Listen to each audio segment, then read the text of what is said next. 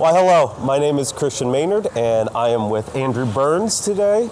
And this is part of the at the American Society of Criminology, and we're doing a walk and talk interview. So, could you introduce yourself? Tell me a little bit about you, what you're about, your research, and that good stuff. Hi. Yes, of course. My name's Andrew Burns.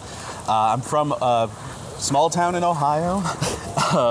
And skip ahead, and I have a PhD in sociology. I do research, redefining it now a little bit in terms of how harms affect people, how social harms develop, where we get caught in the middle of them, and hopefully giving indications on how to address them.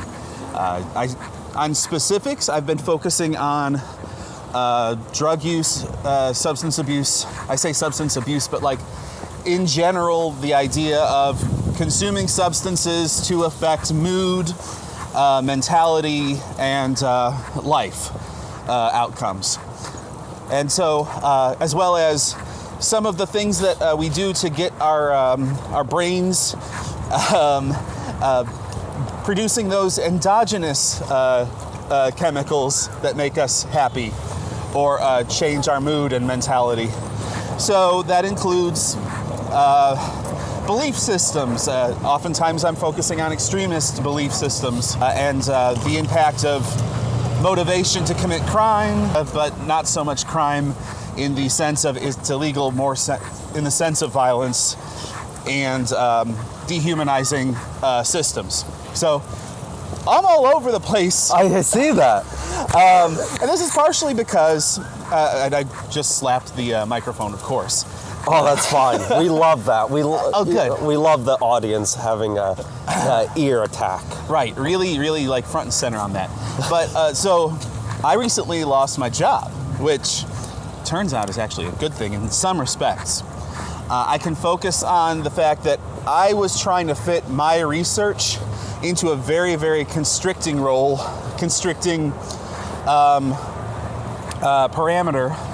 set of parameters, and it wasn't working out for me or for my employer, to be honest. And so reassigning myself the role of theorist for a while, I think this way, yeah, okay. So giving myself the opportunity to say, wait, this isn't a question of numbers. This is a question of definitions.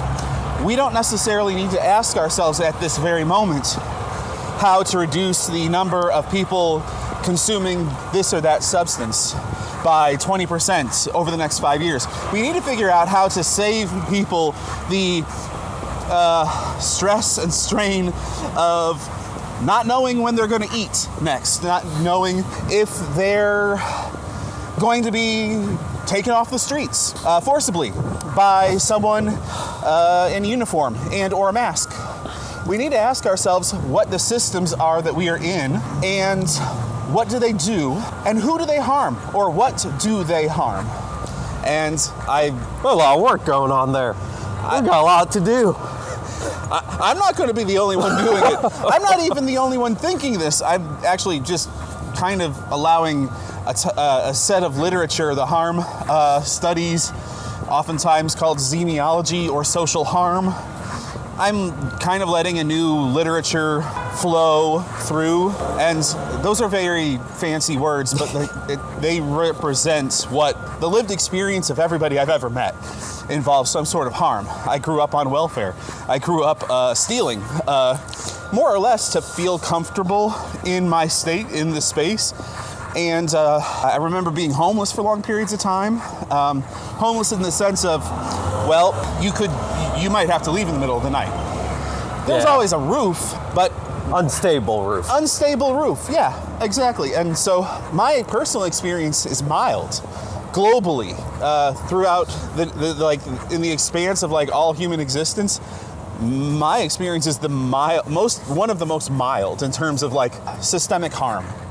But in effect, that's the norm, unfortunately, in a lot of the world right now, and in this country. And We're walking through Washington, D.C. It's a beautiful city. It is. But I have a great suspicion that my experience is not even rare in this city. This very beautiful city, well manicured, cleaned up. There's a lot of people starving here. And I guess that's one of the preoccupations I have. I can't even call it an area of study so much as a preoccupation. I'll find some way of making any conversation about the harms that are in existence or have been in existence at one time or another. And so I kind of just try to own that now. Harms out there. Lot to do. You know? Yes. What? Sorry, I just slapped the microphone again. But I'm going to do this about 5 more times. So, if you're doing the audio editing, good luck, and I'm sorry. I got some tricks for all that. Nice. I know I got some ideas. Okay. But, so with your work, you do a lot of work. You do work that spans, very sociological, I would say, of all the different axes of inequality. But what do you think some of the biggest misconceptions of your type of work is? Like, what does someone who's not really familiar with academia, what do they commonly get wrong about what you study? What I study, I think there is a tendency to try to nail down one thing and then be done with it. And I've never been personally able to do that, but I have a feeling that this is a common thing among academics. It's that they've learned to give in one sentence a log line of a dozen years of research and 20 years of experience and 5 years of academic rigor. Yeah, that's great. Kind of love just walking around in this area. It's nice. It's beautiful out here. Yeah. So, and I had a friend who lived in this neighborhood somewhere, and I keep wondering if I'm going to end up, running Let's into them. go visit them. I not without a prior email. 2025. Hey, we're friends here. We're all friends here until somebody says, don't do that again. Don't come to my house. So, yeah. The idea that, an academic is going to make 6 figures and just gets to sit around in their office. We do? The 6 figures. I haven't seen those jobs. If you start with the pennies, it is a lot of the time. But that's the wrong. Apparently, you start with the different metric altogether. You want to keep going straight for a while, so you see what we can see. Yeah, I like this spot. Yeah, it's not just that. It seems like the cushiest job in the world from the outside, but from the inside, it's emails and dealing with multiple obligations. You have your service to the university and to the discipline, which essentially means a lot of free labor, which I'm pretty sure keeps people from doing supplemental work or their own research. The things that I kind of found myself running up against is the idea that I want to do the research that I see as important, that I want to do, and that is not what gets money. So in my prior employer, I tried to split the difference. Their work on the daytime, mine at night. And after about 3 years of that, turned out I was burning myself out pretty hard, and I'm still dealing with some pretty clear occupation-related burnout. The ability to just say what I'm interested in almost feels like effort, but I think in terms of academia in general, I think that there is probably a lot of that, a lot of finding your niche within a very specific subset of research concepts. You can't necessarily just say, I'm really mad at inequality. You have to couch it in these theories and in these contexts. You definitely have to change your language to get paid. So all of those things, it feels like when the public hears such and such is researching these 3 things, and then they were told by this third party on the news, those 3 things are the evilest things in the world, and they're actually going to kill you. Well, they didn't even necessarily choose that language. That language is chosen for them by grantors, by the people who said, you're actually researching. We found the busy street. Yep. Oh, there's trees on the roof. Do you get a chance to? Oh, No, you can't. Almost. it's there. It's there. Okay. All right. Yeah. This. Be Trees. Not the right type of trees, though. I don't judge. They got trees on the roof. I love that. Gas $2.99 in DC. That's crazy. But yeah, I don't know. Maybe that's after you have a government shutdown for 2 months. They're like, well, everything's going to change a little bit here.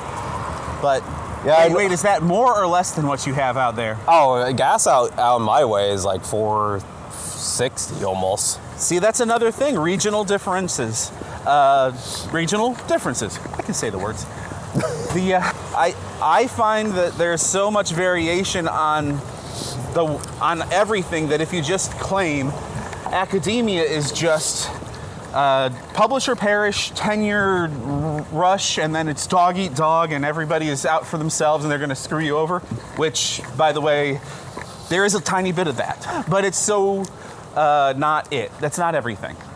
It's very department based whether or not it is like that. Like, I must say that when I was applying to grad school and all that stuff, like, some of my professors were like, all right, just know that some of these places are going to be very competitive. It's going to be very cutthroat.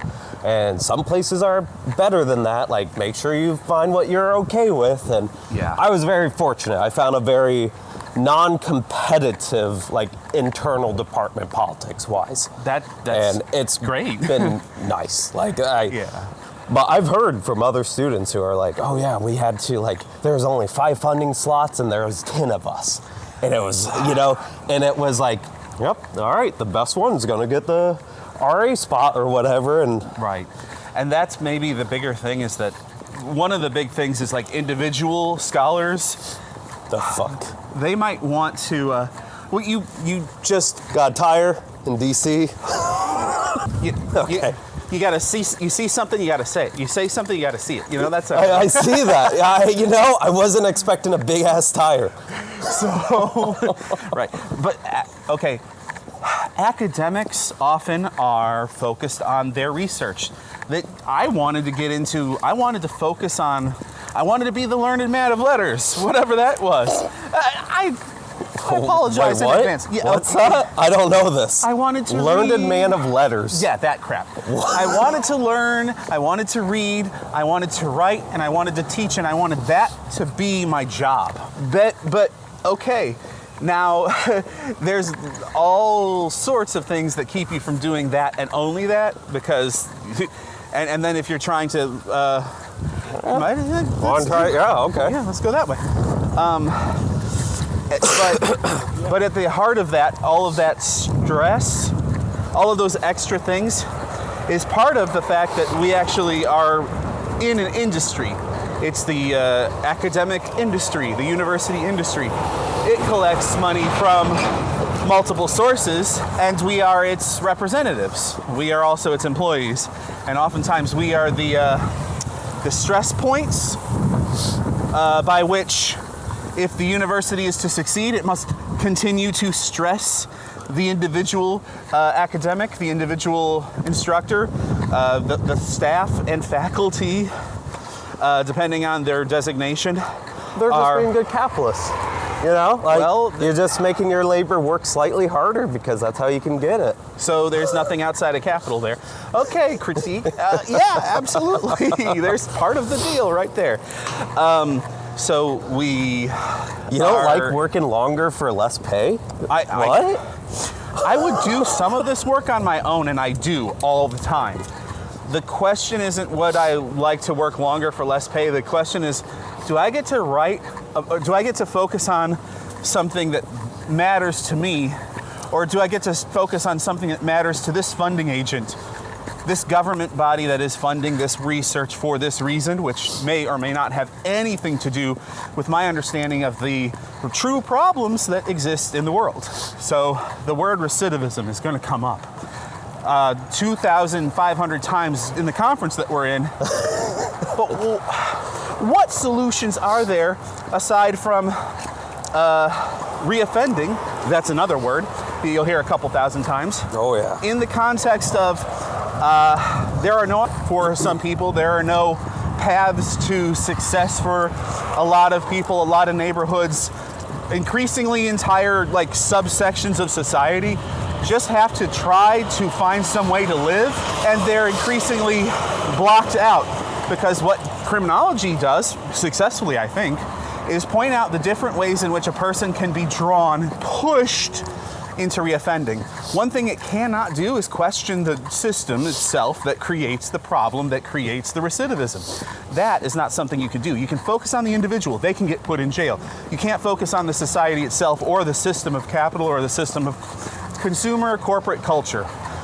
Or the last 50 years of economic change, the last 250 years of social policy in the United States. You can't throw that in jail. You can't even do a proper psychological evaluation, but if you did, you would find a lot of interesting factors that may or may not actually be the root cause of some of this quote-unquote recidivism. I mean, like we see it, it's like, it's poverty, right? Like at the end of the day, it's poverty. But poverty isn't necessarily a bad thing if we're all in the same level of poverty together, we're all working together. Poverty is a social construct. I say this having the ability to eat. So I will take back everything I said with the caveat that is, if we collectively can support each other, yes. If you call that poverty, living in squalor, or I don't like those terms, what we're really describing is non-normative modes of being. That if we... What do you mean by that? Yeah. Well, okay, you want a house? You want 2.5 kids? No. Okay, but well, you personally, hypothetically... I might take a house, but... Fair. I'll leave the other. And I respect that. But like what I'm talking about rather, is a script that was given to me that I tacitly took and ran with. I believed. And at one point in time, I was managing a fast food restaurant in a mid-sized city in Ohio. And I was looking at getting a house. I was looking at how could I afford to buy a house. The goal, which I thought was the goal, the only goal, was to follow the script that is your standard quote-unquote American dream circa 1999, which was you want a house, you want kids, you want to be married, you want stability. You do the same job for the rest of your life. One day you die, happy, retired, possibly in Florida, on a yacht. Yep, you retire in Florida so you don't pay your taxes as much. I don't know why everybody moves to Florida. I just know that if you work in Ohio for 35 years, you find a spot in Flagler Beach, Florida, and you move. Yep, that's how you do it. Or Daytona. There's a range. New Smyrna Beach, yeah. Sorry, I was looking at the studio. I do my yoga instructor. I like the up dog as one of the studio. I was like, that's kind of cool. That's what's up, dog. Okay. Well, it happened. But yeah, yes. Sorry. No. I can go off for a while. I know. What it is to me is this opportunity to reframe the assumptions that the script puts in place. Should we loop back? Let's do the loop back. Yeah. Okay. We also find, look. Does it do auto? Does it light adjust? Oh, it light adjusts. Yes. It finds our, okay, wonderful. It's pretty fancy. I like all of this. Okay. Bro, I didn't know this until after I bought it. I can control it from my watch. Like, it shows me the video on my watch. You're living in the future. I don't know if that's a good thing or a bad thing, but you're living in it. I'm stuck with the future, whether I like it or not. This is all I've known. Someone has to quote this and turn that into a thesis. And what I'm saying essentially is, this is me going back to the idea that we're actually always all doing social theory all the time. I was a barista. I wanted to know why people didn't tip certain times. I did some experiments. Turns out you need at least 5 single-dollar bills in your tip jar, and you need a large tip jar to suggest, one, that people do in fact put money in the tip jars. Bills is important. And two, there's plenty of room in this particular jar. It is not even a quarter of the way full. So that's how you do it? You gotta make it look like some people have already done it? Yes, absolutely. First thing you do, walk in, put 5 of your own singles in. You and your partner, if you're working with a team, you go halvesies. Singles is important. You're not telling people, look, everybody tips us $20. That's a lie. But reminding people that there is a social norm of reciprocity for a good service with a numerical value and a dollar amount that is associated with it, and it's about $1. That helps. It is perhaps social engineering. Sorry, that is going into your Freud and your what's his nephew's name? The one that figured out how to manipulate everybody. I don't know. I never got it as into Freud and all that. Probably for the best, but my psych professor was always like, he's a little nutty.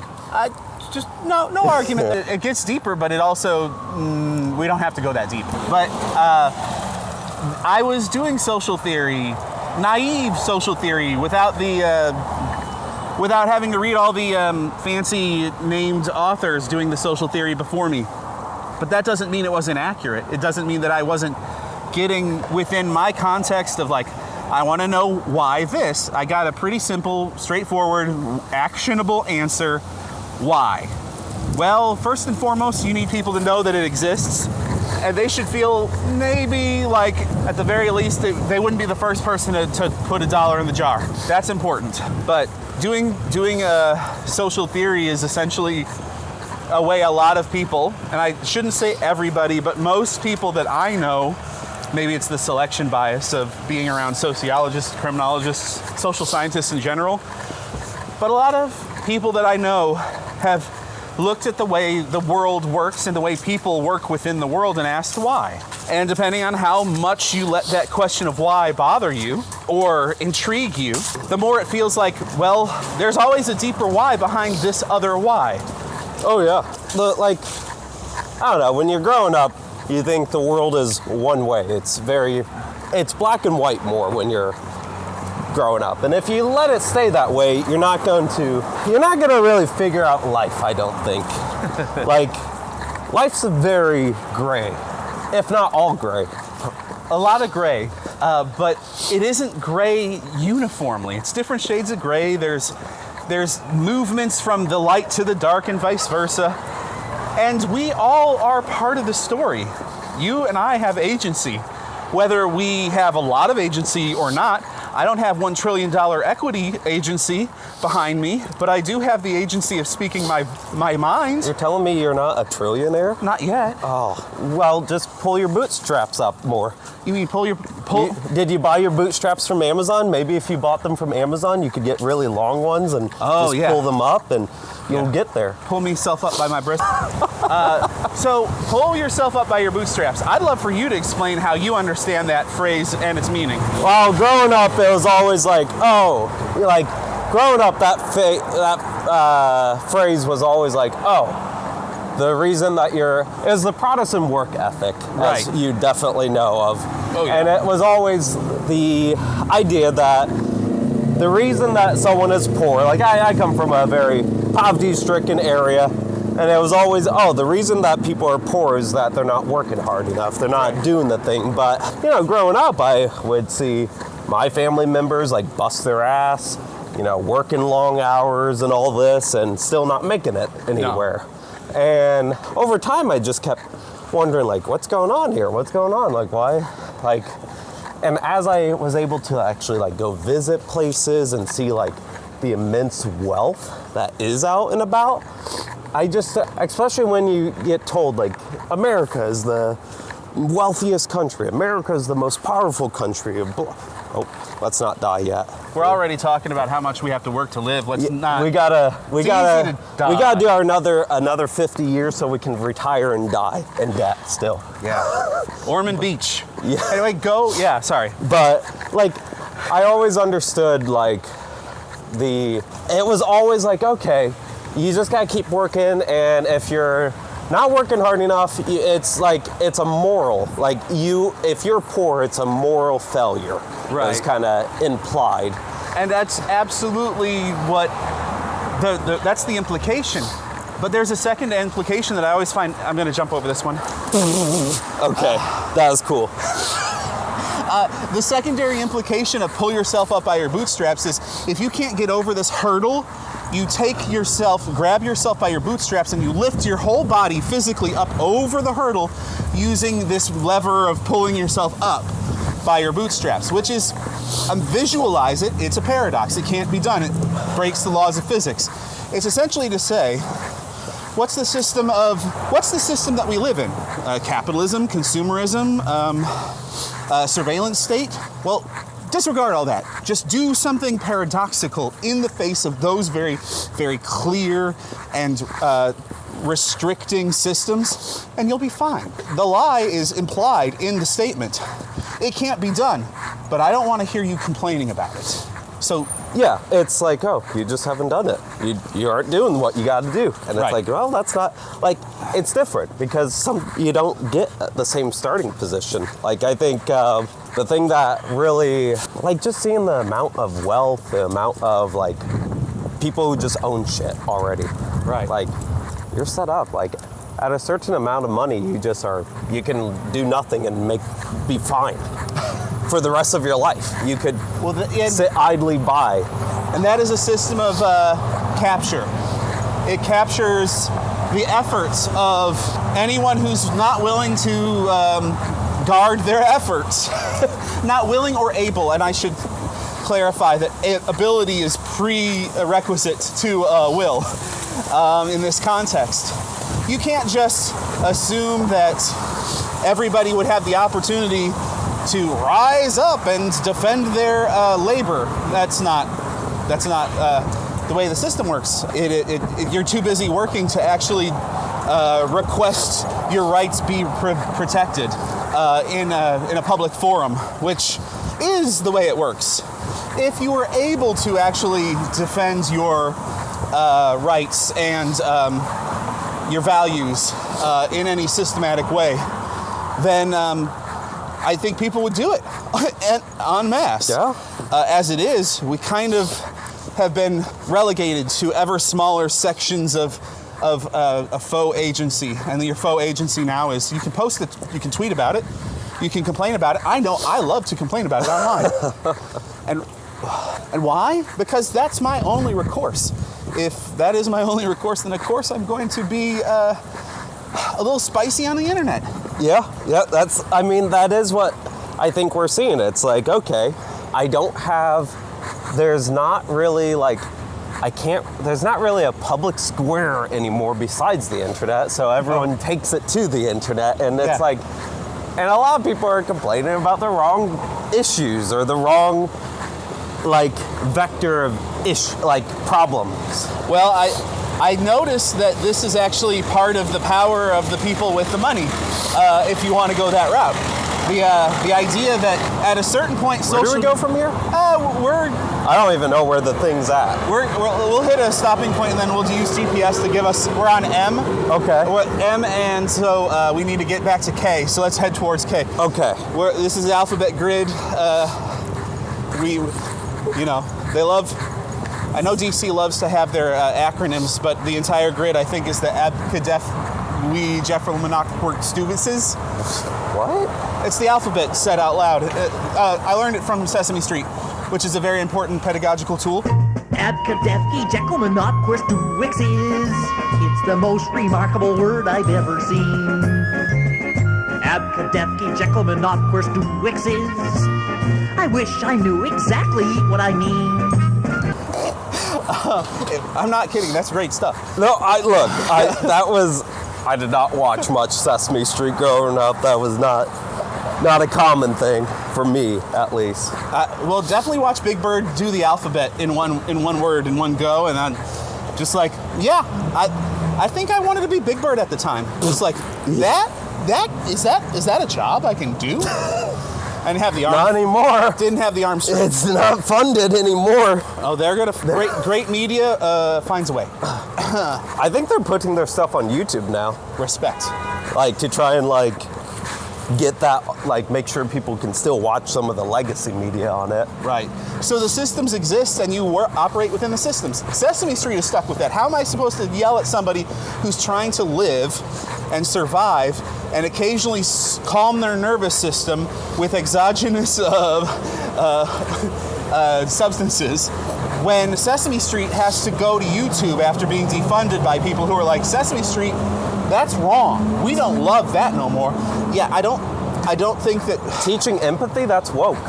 well, there we have it. And that's actually one of the things that I'm maybe most obsessed with, that I've been trying to like come to terms with, the idea of epistemic manipulation, misinformation, disinformation. There's many different ways of calling it.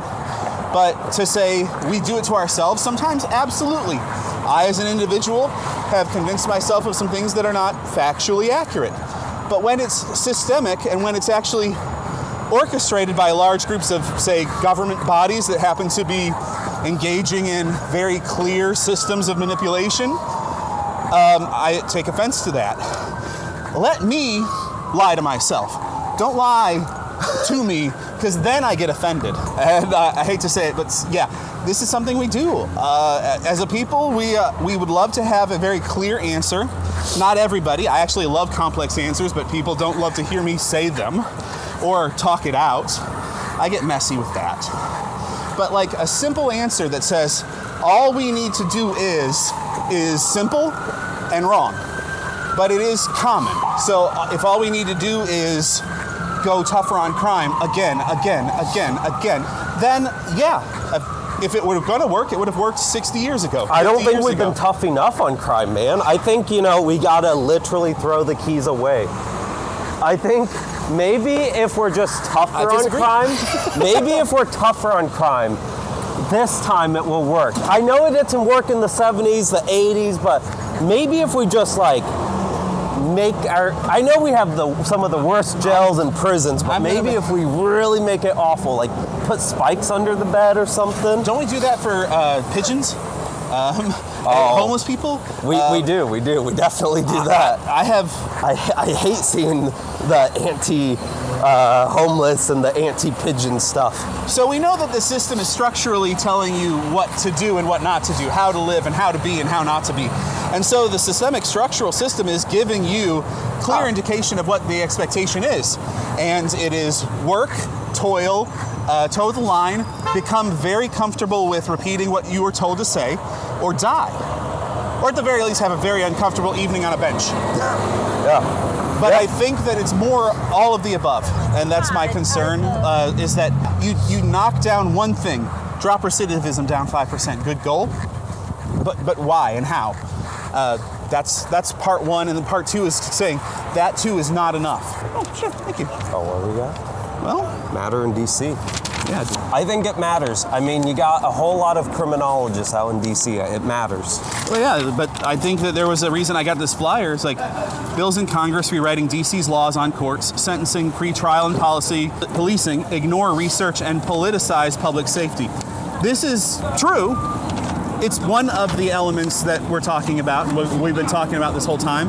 But it's also maybe looking at the current erosion of policy, of well-educated and research-informed policy decision-making. It's the current erosion of that. After a century or more of erosion on this, and the conflict between, hey, that's not how it actually works. Well, this is who's getting paid. This is how it's getting funded. That conflict is ongoing and has been since before we were born. I forget. You're younger than me. I'm a young man. Yeah, so at least since before I was born. So, yeah, it matters. And well, it's the anti-intellectualism that is fervor that's rising up in this country. Almost as if the intellectualism isn't the problem, but the fact that it disagrees with the status quo. That script, that line of thinking that is expected for you to continue to operate within the system is the problem, I think, central for me. And I'm just now, after, 25 years of questioning and 45 years of life, thinking I might actually be able to put some sort of finger on it and understand it with something more than just a tacit emotional response to certain things, certain statements, certain news stories. And instead of having just an emotional, visceral response going, oh, actually, I think that I understand a little bit better what's going on, and I would love to do something about it. And all I have is a lot of time to read and a little bit of time to write. And so I should probably use it. Do you have last minute advice? What would you recommend? What do we do? What's your silver bullet answer? I know you hate them, but what's the one answer to all of them? Oh gosh, yeah, the very thing that I said not to do. Yeah, exactly. And I've been goaded into saying it. Seeking balance systemically. I think if we were to seek balance and value life and value options of opportunities to live, it's so hard to say this without just going straight to the Tao Te Ching. Like, look, we don't live in one uniform monolithic society, giving people the agency to be themselves, allowing for the becoming of what we could be without saying, oh, well, how's this going to affect our shareholders? Rearranging our priorities to benefit or to at least acknowledge the right to exist for all people. And that's just anthropocentrism, life in general, the biosphere. Can we actually start talking about all these things with more depth? And does the Earth matter? Like, I am not going to Mars. You might be rich enough one day if you get that trillion. If I go to Mars, it won't be because I'm rich enough. It will be because I'm poor enough to be put in the container. That's not how that works. It'll be, you're gonna, I've just been watching the Alien movies, and it's like, you see all the Marines, like the colonialism and stuff, and it's like, man, that looks like that would suck. Yeah, but that's the system. It's just like, well, okay. That's the future, man. I don't know. It is a future. It is a potential future. That might be the most important thing. All futures are potential futures. We all have some agency. Unfortunately, some have more agency than others, but recognizing your agency and operating as a force for collective good rather than individual gain, that would be the path to success as a species and as a experiment in life on this planet. Because we mess this up, it's going to be a couple of 100 million years before the next go round. Yep. But all right, thank you so much, Andrew. You're welcome, and I'm sorry because I said it all. You're good. It's I'm gonna find some bits from the 40 minutes, but yeah. That's why we take long walks, and I just keep talking. No, this was great. Thank you.